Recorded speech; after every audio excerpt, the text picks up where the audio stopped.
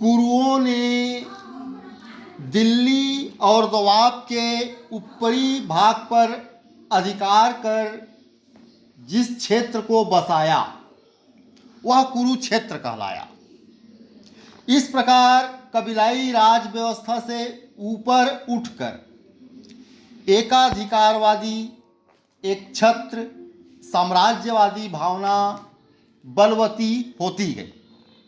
अब राज व्यवस्था का स्वरूप बदल गया।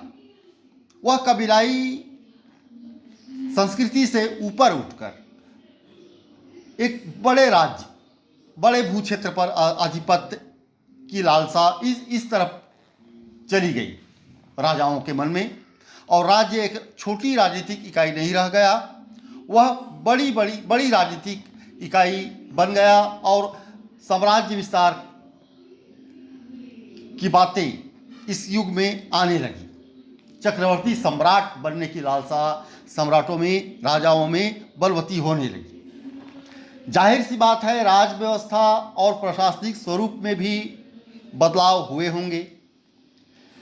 निरंतर युद्धों के कारण नियमित सैन्य बल की आवश्यकता महसूस की गई होगी। फलतः प्रतिरक्षा में अभिवृद्धि, राज्य एक बड़ी इकाई का प्रशासन संभालने के लिए प्रशासनिक जटिलताओं को समझने व प्रशासनिक दक्षता के लिए राज्य कर्मचारियों व विभिन्न प्रभागों व विभागों की नियुक्ति भी आरंभ हो गई होगी।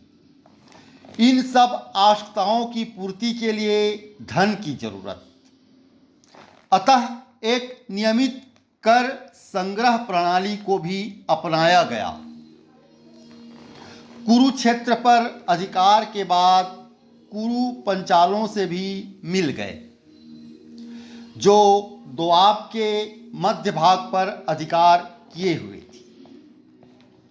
इस प्रकार कुरु पंचालों की सत्ता दिल्ली पर और दोआब के ऊपरी भाग और मध्य भागों पर फैल गई। तब उन्होंने हस्तिनापुर को अपनी राजधानी बनाया, जो मेरठ जिले में पड़ता है। उत्तर वैदिक काल में पकाई हुई ईंटों का प्रयोग शायद नहीं जानते थे। हस्तिनापुर की खुदाई में जो कच्ची संरचनाएं मिली हैं, वे न भव्य कही जा सकती हैं न टिकाऊ ही।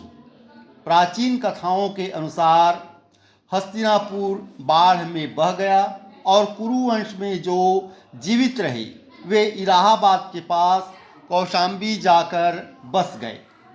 इस प्रकार एक विशाल और शक्तिशाली साम्राज्य के पतन का कारण बाढ़ को बताया गया है। यह तथ्य प्रमाणित करता है कि उत्तर वैदिक काल ने अपने पूर्ववर्ती काल की तुलना में भले ही राजनीतिक व सामाजिक विकास के चरण को प्राप्त कर लिया था, लेकिन इस काल ने आधारभूत संरचना के विकसित उपादानों को स्पर्श नहीं किया था। धन्यवाद।